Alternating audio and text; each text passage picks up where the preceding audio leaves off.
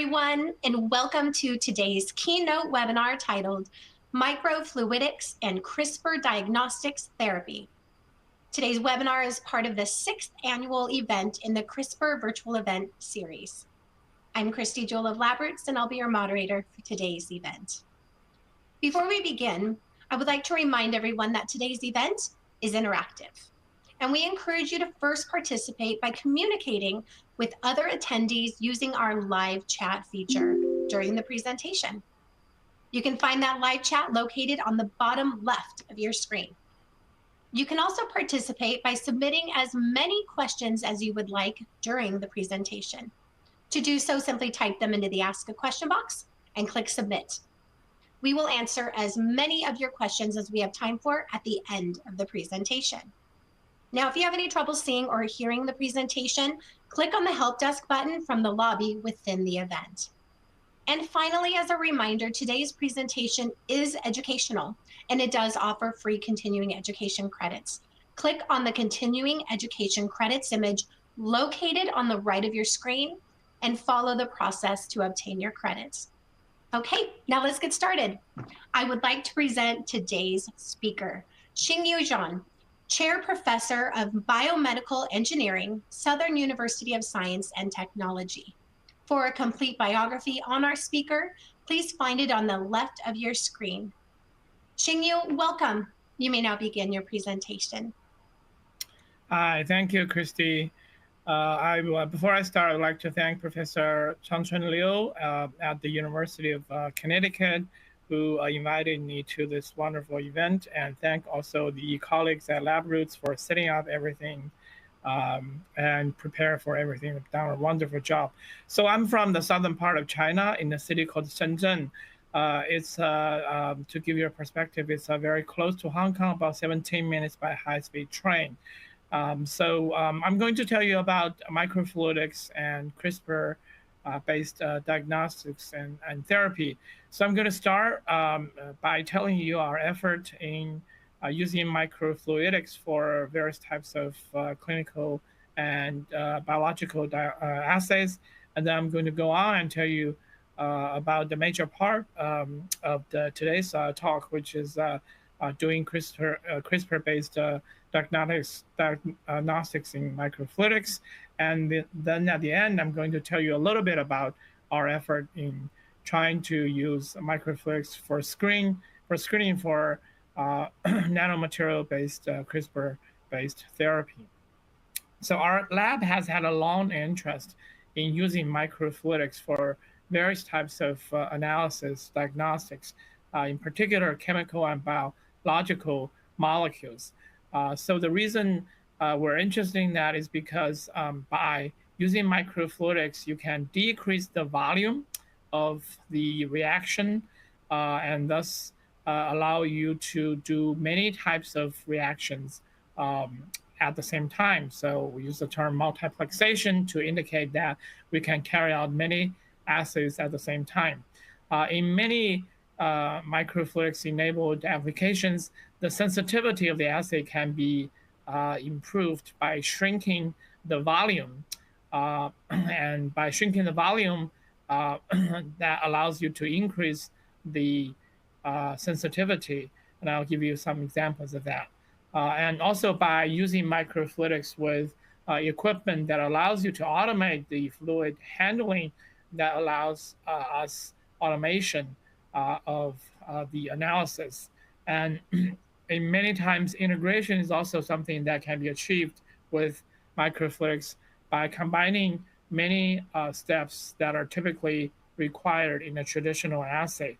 Eventually, we think that home testing will be possible for many types of biological markers. We do currently have some biological markers that are available in the home testing format, such as the glucose assay, the blood glucose assay, which is very popular. But I think with the development of microfluidics, we can actually enable many more biomarkers to be tested, to be done in a home testing scenario. So I'm going to give you one recent example of our work by combining some of the new types of materials with microfluidics to achieve the analysis of multiple biomarkers.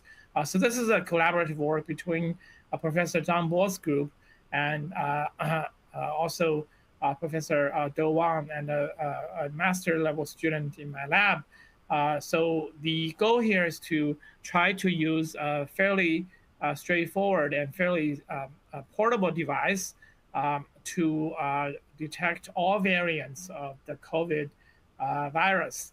Bo's lab is really an expert in using these nano gold materials that are on the surface of glass to amplify the signals of immunoassays such that they can actually use the same principles as immunoassays, simply binding with the antibodies and strep biotin binding to detect the existence of very low copies of nucleic acid.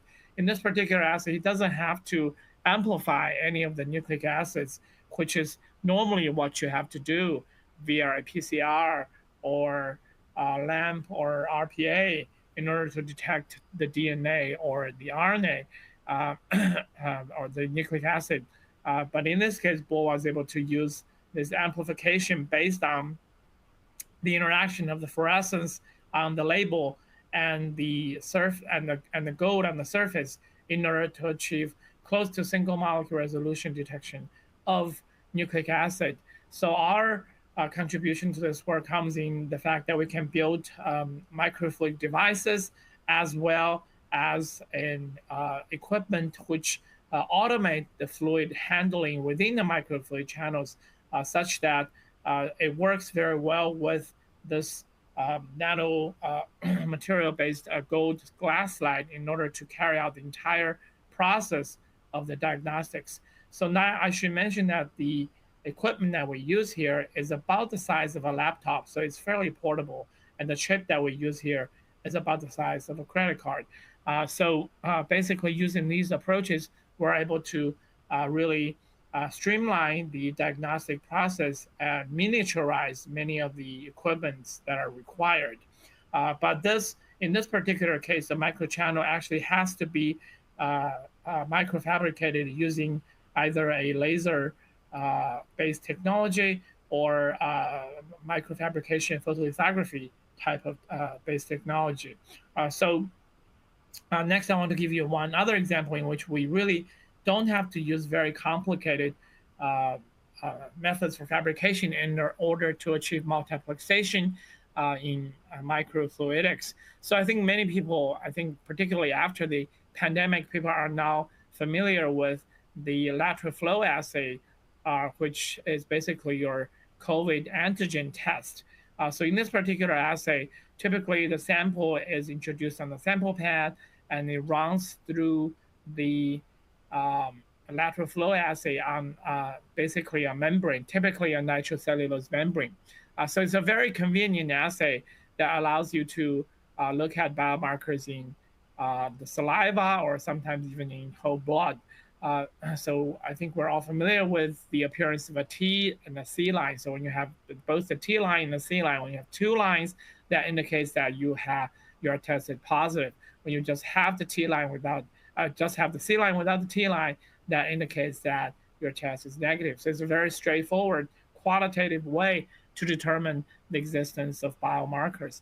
But the serious limitation of the lateral flow assay is that it really allows for the detection of one biomarker in one of these chips. Of course, you can parallelize by having several of the chips, and that will allow you to carry out multiplex diagnostics. So our thinking in here is really to try to introduce multiple channels in the NC membrane such that with one run of one sample, you can actually detect multiple biomarkers at the same time. So our sort of inspiration came from the fact that we realized the paper that we use to print out our publications actually come in very uniform thicknesses. So normally the legal paper that you use have the thickness of about 100 to 200 microns in their thickness, and that's sort of the perfect thickness for making multiplex microfluidic channels. So we basically, what we do is we stack these different papers together with some sort of separator between them, and then we use each paper as a micro compartment, or each paper as the microfluidic channel, and then we place this in connection with the lateral flow assay in order to increase the throughput. So in order to increase the multiplexation. So in one assay, basically after the liquid flows through, the can actually enter all these microchambers, which are nothing but part of the piece of paper. So we do have double-sided adhesives. So these are actually water impermeable materials that are used to actually separate different pieces of paper. For the fabrication side, you simply have to start with the paper and soak each of the papers into a liquid of the biomarker and then let it dry. And then you basically stack them together, and then you orthogonally cut or skive the pile in order to generate these assemblies of microreactors. And these microreactors can come together with the lateral flow assay, such that when you introduce the sample can react with all the respective reagents in these microchambers. So we typically actually stick to using the gold nanoparticle for the readout because it's very convenient, and then we can also use so because of the thickness, so the width of these macrochannels actually coincides with the one of these bars of the code bar code of the barcode, which is typically used in supermarkets and hospitals to track goods and track samples, which can be directly read by a barcode scanner or simply an app on your phone. So this lateral flow assay is typically not read out by the naked eye, but instead by a barcode scanner or an app on your phone. But it's sufficiently convenient. So those give you sort of roughly an idea of our interest in using microfluidics for different types of diagnostic applications. So let's go to CRISPR. So CRISPR, of course, is a method for editing genes. And besides the ability to edit genes at will, one of its application is to actually amplify signals of nucleic acid for diagnostics. So as I mentioned a little bit earlier, in nucleic acid test, one of the key things you have to do is to amplify them into many, many copies. Typically, this is the different amplified copies are detected simply by a fluorescence.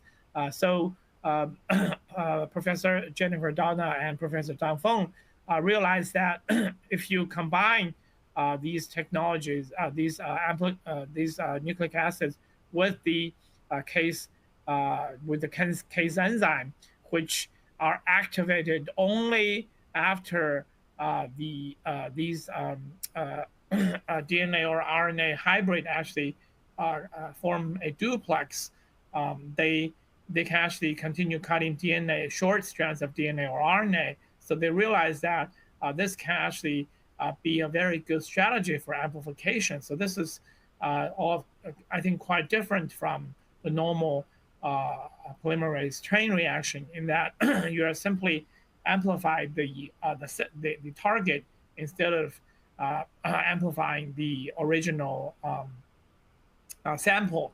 The general mechanism is the following. So basically, you can start with the protein or the nucleic acid of your interest, and then when it forms the duplex with the case enzyme as outlined in this gray blob, this enzyme becomes activated and starts to chew these short pieces of nucleic acids. And these short strands actually have a quencher on one end and a fluorescence on the other. So typically the quencher quenches the fluorescence. So this is not fluorescent. It doesn't produce light. Only when there's a perfect match does this Cas12a enzyme get turned on for cleavage. This enzyme would cut this short piece of nucleic acid such that the fluorophore is no longer close to the quencher. And then this fluorophore can actually be the fluorescence or the light producing capability of the fluorophore can be released, can be recovered. So the emergence of the fluorescence actually indicates the activity of the enzyme, which of course in turn indicate the perfect matching of the sequences of the duplex. And then this, of course, is your target. So by combining this with a reaction called recombinance polymerase amplification, which is basically a constant temperature version of the PCR, polymerase chain reaction. So people who have done nucleic acid amplification are familiar with PCR, which takes place at different temperatures, and you have to toggle the reaction mixture between different temperatures for many, many times. The advantage of using RPA is that at 37 degrees, at a constant temperature, the nucleic acid can amplify. So combining these two technologies really allows you to have a rapid way for detection of biomarkers, nucleic acid biomarkers. And then this has been shown in SARS-CoV and in Zika and so forth. So there are several different versions. So there's a Cas12a, which recognize DNA, and then there's the Cas13, which recognize RNA. So these discovery in gene editing technology really has, I think, catapulted the method for detection of nucleic acid as well, because of these technologies that are able to amplify the signal. Once again, the reason for amplification is that this enzyme can chew out many, many copies of this quenched short strand of nucleic acid so that the fluorescence can be amplified many, many times. And so that's the virtue of using enzymes for carrying out the amplification. So our contribution to the field is in using these microfluidic channels and combine them with the amplification and the Cas12a. So RAA is actually a variant of RPA. So RPA is this constant temperature amplification that takes place at 37 degrees. So RAA is simply a version, a variant of RPA, which we can get more easily, the reagents of which we can get more easily here in China. So this is why we started with that. So using RPA or RAA in combination with Cas12a actually had a problem. So typically you have to do this amplification separate from the detection because as you, so the enzyme that's eventually for amplifying their signal, it cleaves nucleic acids. So not only are the target are cleaved, we also would constantly run into the problem that the target that you want to amplify are also cleaved. So that actually decreases the sensitivity and the level of detection. So in order to be, so typically people actually do the RPA in one chamber or in one in one vessel, and after the RPA, they transfer the material to a different vessel to do the Cas12a based CRISPR diagnostics. So we thought we should try to do them together. So that would save time and would also decrease the amount of labor that are required in logistics.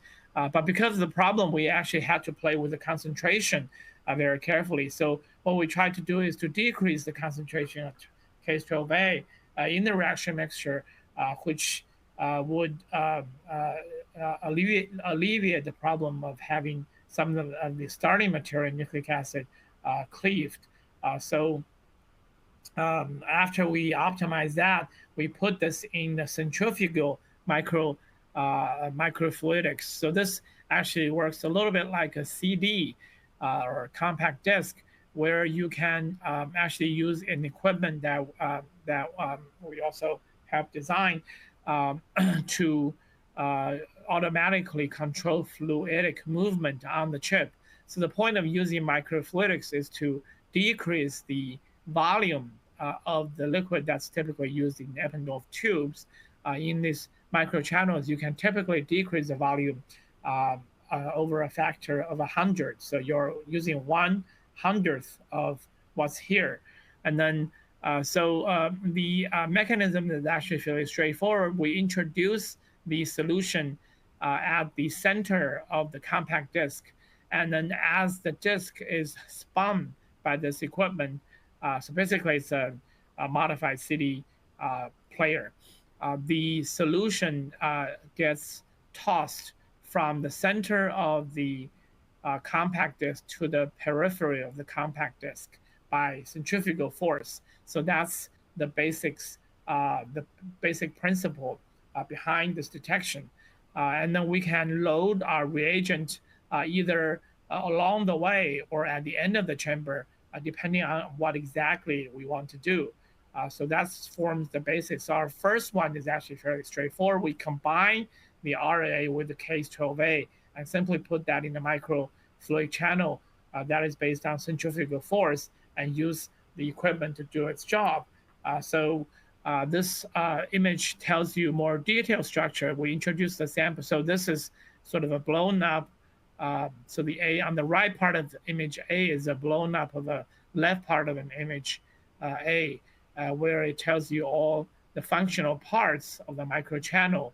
And on B, it tells you the dark parts are simply where the solutions are under normal light condition. And then after you add the sample, it's initially at the center of the disk. And as you rotate, the solution actually gets spun into different parts of the disk. And depending on how fast you spin, the centrifugal force is different. And we can design the channel such that there are thin channels which act sort of as valves, such that at low rotations, liquid will not go through them, but at high rotations, they will go through. So those simple designs really allows you to fully harness the ability of the compact disc motor to spin the disc at different speeds and move the liquid at different ways. And we can actually easily introduce the positive and the negative samples, and also many positive examples or many different targets for testing within one compact disc. So that is, again, an illustration of the ability of using microfluidic channels to really carry out multiple assays at the same time, because each of the assays takes so little space. You can actually squeeze in many assays at the same time. So we use this to test a pathogen called Pseudomonas aeruginosa, which is a bacteria that potentially can cause life-threatening respiratory conditions, as well as very serious, very hard to treat skin infections. So here's the design of the RNA, of the guide RNA, which can actually combine with this segment of the DNA of the Pseudomonas aeruginosa. And then we can read the fluorescence on the compact disc in real time. And then that tells you that at different concentrations, we have different fluorescence intensity. So typically at high concentration, so CFU stands for colony forming unit, which is a way to measure the concentration of the bacteria. At high bacteria concentration, the fluorescent increase is very rapid, and within about 20 minutes, you can actually observe very significant increase. And by about 45 minutes, the reaction is already complete. So it's actually a very rapid method for diagnosis, because traditionally PCR would typically take longer periods of time to reach saturation. So we can also achieve fairly high sensitivity. For example, here even at about 10 to the third CFU per mil, it's detectable within about 60 minutes. So to test the selectivity of the assay, we looked at a panel of other types of bacteria in addition to Pseudomonas aeruginosa, for example, Klebsiella pneumoniae, Acinetobacter baumannii, E. coli, and so forth. So basically, the cleavage rate is an indirect measurement, sort of the direct correlation of the fluorescence intensity. So this basically shows you that the selectivity is really extremely high, in that only the Pseudomonas aeruginosa is going to give you a positive readout. So the ability to combine the amplification with the CRISPR assay, I think in addition to being fast, has another advantage in that a lot of times the amplification actually introduce potential for false positives, because when you're amplifying using RPA, sometimes even the molecule you didn't target get amplified, and a lot of times also the heating of the reagents can produce aerosols that float in laboratories, which result in further contamination. So our at least preliminary assessment using a panel of other types of bacteria at least indicates to you that the problem of interference and the problem of non-specific amplification, or as a result, false positive, does not exist in this case. So I want to give you another example in which we use case 12A for nucleic acid detection. So this is for detection of a single nucleotide polymorphism. This is SMP is basically a way to say you have a point mutation in your genome. So you have just one nucleotide that has been mutated, that has been changed. So typically, so we also combine this with our centrifugal detection. In here, because there are different types of scenarios of the single nucleotide polymorphism. So the wild type would have both of our chromosomes having the correct sequence. Sometimes you have a homozygous mutation in which two copies at the same spot both have mutations.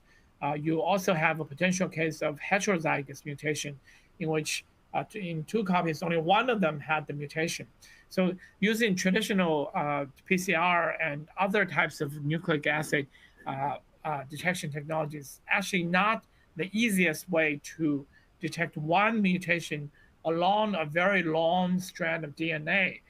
So this is kind of like finding a needle in a haystack, where if you're lucky, you can find it, but it would take, in principle, you can find it, but it takes a very long time. So our approach is actually to design the chip such that we have the mutant based the RNA. So this is the mutant. This is the wild type. So wild type refers to the one that doesn't have any mutation. So we throw in the reagents. In the case of the wild type, one of the channels that corresponds to this one would correspond to amplification because of the perfect match. In the case in here where there's an imperfect match, even though there's just a point mutation, one nucleotide that's been replaced, or SMP, in this case, you will get no amplification, no production or emergence of fluorescence. So if you are to track these two microwells at the same time, one of them will produce fluorescence, the other would not. So that would correlate to the case of a wild type.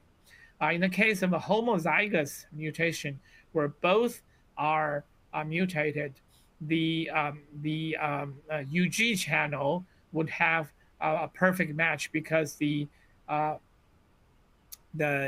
sample and our design the guide RNA would have the same mutations, so they would result in perfect match. So this channel would light up, but the UA channel would not light up. So you have a scenario where the UA channel will have no fluorescence, whereas the UG channel would have fluorescence. So in the case of heterozygous mutation, where only one of the chromosome has a mutation, you will have both of them actually perfect match, both of them producing fluorescence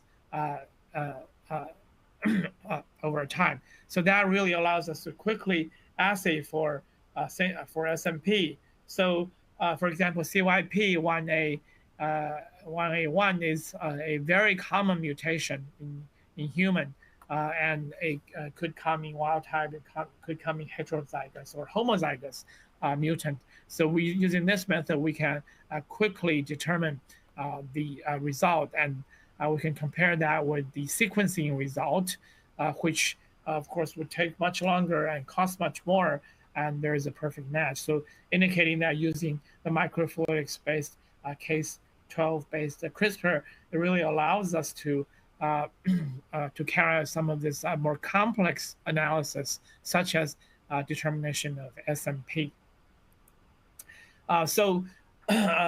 Then we have some other efforts in trying to further increase the sensitivity, as well as shorten the time that is required to carry out the nucleic acid test, particularly at the time of COVID-19. The ability to be able to use nucleic acid to test COVID-19, I think, really was one very important measure for human race to control the pandemic. But one big advantage of nucleic acid tests, of course, is that it does take some time. It takes a long time, and particularly when you're trying to do that in a large population. So we have experienced some of the strictest policies in the pandemic last year in China, where we have to undergo a nucleic acid test quite frequently to such that we know who has been infected. But when you are testing over a very large population, it really takes a very long time to get the result.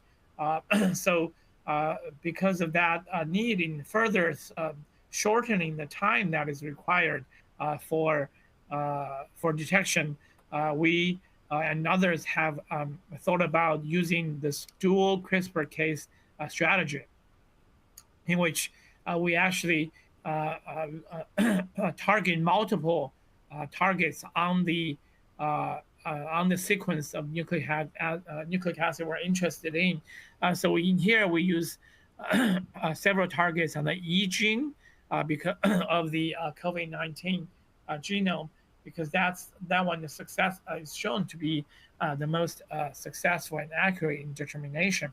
And then we again combine this with our microfluidic chip, and then using basically the similar workflow, we can actually increase the sensitivity. So basically, the way to think about this is you're actually doing the CRISPR case twice as what you would normally, because within each one of the sequence, you are doing the amplification. You are doing two amplifications at the same time. So you need to design the fragment, the forward fragment and the reverse fragment, and our analysis indicate that the behavior of the amplification and cutting match our expectations. So this really helped us to increase the throughput quite a bit. So the workflow is basically you inject the sample, which takes just less than about 100 seconds. You heat a little bit, and then after heating, you use a centrifugation to transfer the liquid to the first layer in which the amplification by RAA takes place. And then by further centrifugation with a higher rotation speed, that allows the liquid to pass through narrower orifices, narrower channels to go into this CRISPR space, which takes about just 10 minutes. So this entire process takes about approximately 1 hour. And then we actually achieve very good sensitivity at the same time. So these are some of the images of the centrifugal disks. In building on that, we actually try to achieve something that's even more challenging. So what we wanted to do is now to start with not just the serum or the extracted DNA or RNA, but we can start with a raw sample of blood. As I said, the discs, the microfluidic discs are able to accommodate many types of functionalities. I'll go through it in a little bit. This design here is a little more complex, but it really allowed us to go from the raw sample to the result. In this particular case, we use hepatitis B virus genotyping as an example for testing its capability. So the reason why we use HBV is because HBV is very prevalent in this part of the world and is responsible also for the high rate of liver tumor and liver cirrhosis in China and also the rest of many East Asian countries.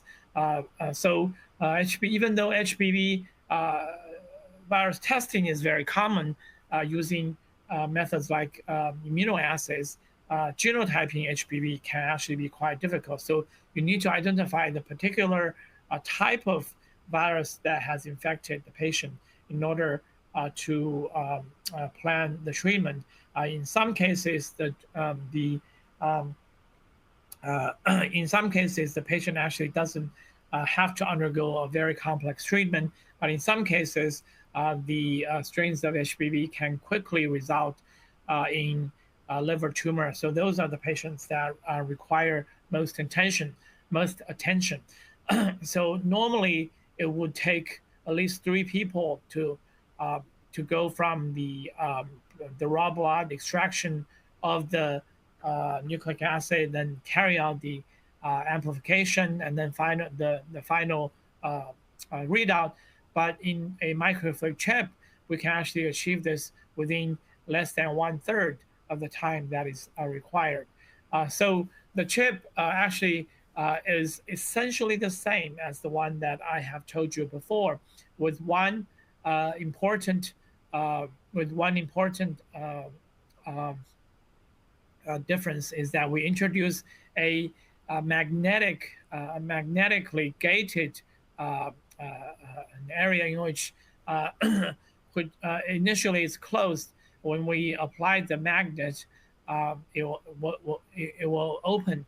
The reason why we have that is because this will allow us to carry out all the complex steps of operation on the chip for the raw blood, because we have to now not only just carry out the amplification, but we have to first get rid of the blood vessels, the blood cells, the hemocytes, the red blood cells, the white blood cells in the blood, extract the serum, and then further extract the nucleic acid from the serum, and then carry out the amplification. These actually indicate the different processes. We introduce the whole blood initially, and then the blood cells are initially separated, and then the DNA is absorbed on magnetic fields, and then the plasma of the serum is actually discharged, and then the DNA is washed twice before it's eluted to the DNA detection chamber, which are actually allocated in these microchambers, and then we can actually use this to very easily for genotyping. So comparing the RPA alone and the RPA that is combined with the case 13, what you notice is that again, the RPA, the case 13 dramatically accelerates the reaction. So the reaction quickly, you can quickly detect the signals at very low concentrations. And then we are able to indeed distinguish the B strain and the C strain of the hepatitis B virus very easily. And this, of course, is confirmed by test tube-based traditional assays that distinguishes the two different strains. So that, I think, will be important for the clinics in the future. So this is actually a picture of the entire system, the prototype of a system which we think can be easily miniaturized one more time. So this illustrates again the protocol in which the separation of the blood, and that tells you the rotational speed.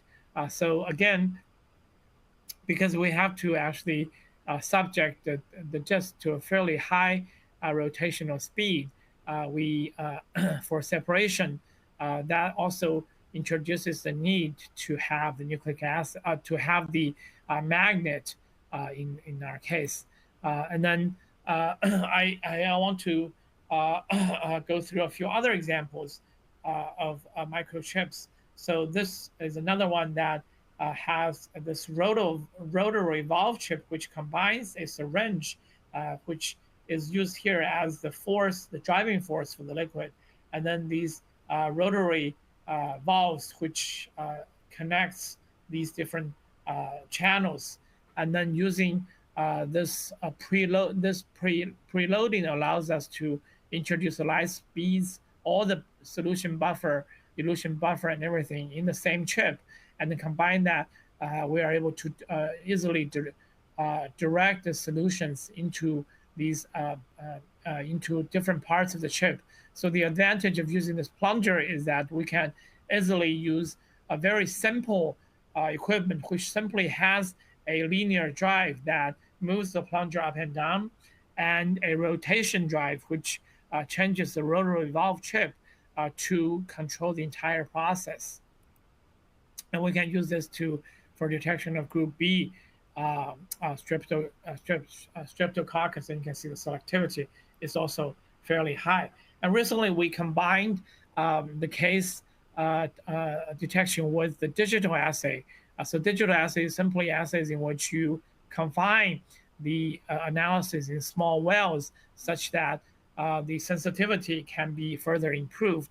So this assay actually allows us to carry out all the pre-treatment with the digital amplification. And then we have very high sensitivity for the simultaneous detection of influenza A as well as SARS COVID. So I think in the future, I think we'll be able to multiplex many types of respiratory pathogen detection at the same time, and then which we think clinically is going to be very useful. So going forward, I think in addition to thinking about some of these CRISPR diagnostics, in addition to only working with samples such as serum, we are also thinking about microneedles, which are able to extract interstitial fluids from your skin. But our effort have not actually resulted in very successful and repeatable results. So if the audience has a good way to think about how we can extract bodily fluids non-invasively, will be really helpful, because we have some other cool technologies based on these flexible electronics, which I don't have time to go into, which allow us to do things like making tattoos, which can sensitively detect the motion of your hands. We have demonstrated preliminarily that these can couple very well with electronic detection, which serves as a patch on your skin. I think going forward, combining these technologies will all allow us to achieve much better efficiency in detection.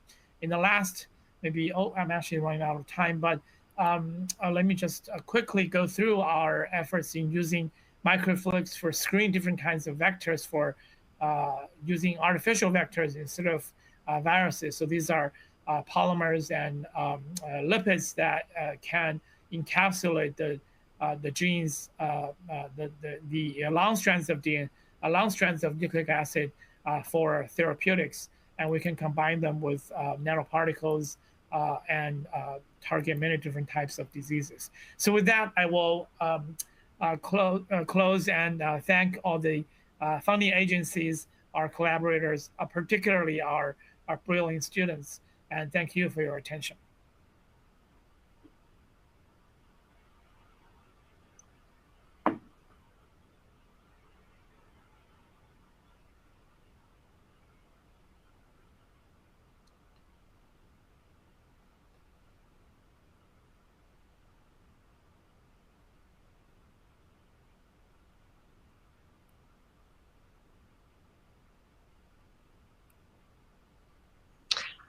Thank you so much for that informative presentation. Okay, we are now ready for our live Q&A portion of our webinar. To our audience, now if you have any questions you'd like to ask, please do so now, and we will get right to our questions. So, Xingyu, we have quite a few questions that have already come in. Let's start with this one. What is the most challenging clinical sample for analysis? Thank you, Christy. Yeah, that's a great question. We mostly work with the serum or whole blood, but we have actually also tried to look at lumps of tissue, such as a tumor and whatnot. So the solid tissues are definitely more challenging because you have to grind them up for diagnosis. But there's a side project that I didn't talk about today, where we actually use some of our CRISPR technology for uses not in clinical diagnostics, but in food and beverages. So in there, a lot of times you're also there's a great need for diagnostics. The frozen pork actually is something that we have done, and you have to, and sometimes you have to try to extract the sample without really having the time to wait for it to thaw and so forth. That can be very challenging. We have many ways to grind them up and extract the nucleic acid and try to do the diagnosis. Thank you. Thank you. Our next question. Is there a way to combine detection of biomarkers of different methodology? For example, nucleic acid, amplification along with immunoassay? Yeah, that's also a great question. We're currently working on that. So I think I mentioned a little bit about I didn't have time to go into the details, but in here, basically, we use the patch to look at the different ions in our sweat. So currently we're working on trying to do the sweat analysis and some of the blood analysis where we can combine the ions and the nucleic acid detection at the same time. But of course, I think combining immunoassays and maybe all of these methodology together, I think is a great idea, particularly for some of these more challenging diagnostics, which require the detection of multiple biomarkers. Thank you. Xingyu, what drives selection of an isothermal amplification system? For example, LAMP, RAA, RPA in these devices? Yeah, that's also a great question. So we mostly work with isothermal detection, as I mentioned, because having to do with PCR in the microfluidic chip actually is very can be quite challenging because you have to accurately control the temperature and also for many cycles. So using isothermal detection is basically a very straightforward methodology. So we actually started with a method called LAMP, or loop-mediated amplification, which typically takes place at about 60 degrees. Initially, we thought that's an easy to control temperature, but over the time, because of the chips actually have to, we have to use many different types of materials to glue them together. Some of them don't actually work very well at 60 degrees. So the reason why we eventually ended up with RPA in most of our assays is because the temperature that's required for it to take place is fairly low, it's 37 degrees. And then that is okay with actually essentially all the materials that we use to construct the chip. Excellent, thank you. And I'm going to rephrase this question a little bit to make sure I understand it. So is this technology applicable to other molecular blanks with epidemiology interest? So you mean, I think so.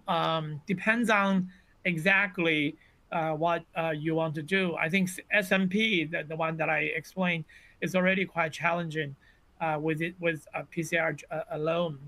So I'm not familiar with all the tools that are necessary for epidemiology. Yeah. So if I mean, I can look it up, and if the same person has a question, feel free to email me, and I will return the email. Very good. Thank you. And let's wrap with this. Oh, we get some more questions coming in. So for this technology, is it expensive in comparison with the other molecular detection technologies that are actually used? Yeah, that's also a good question for its further application. So at the moment, of course, I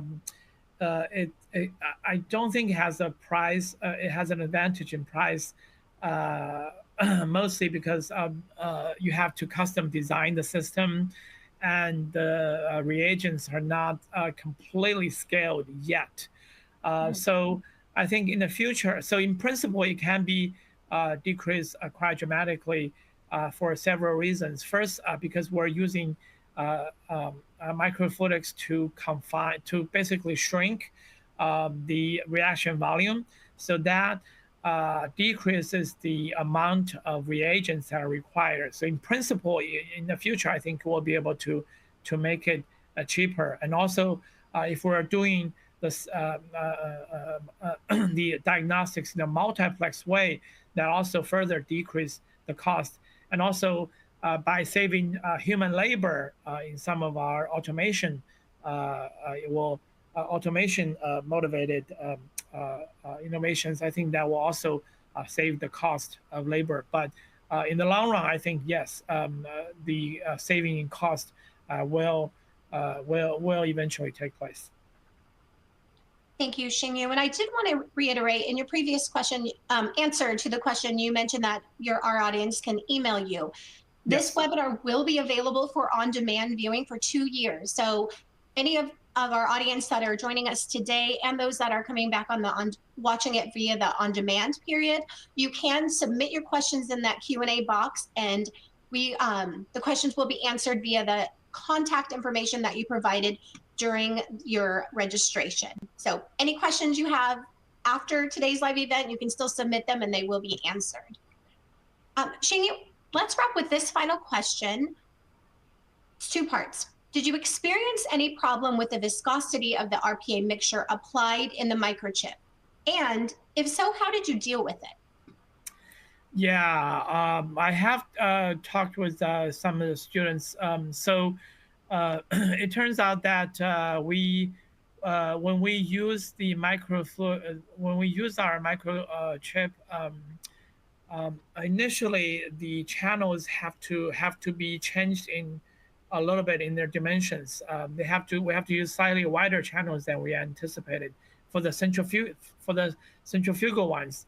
But for the plunger-based ones, because the mechanical force is actually quite strong, So we have not had too much problem with the high viscosity. So we are able to move the solution through without too many problems. Excellent.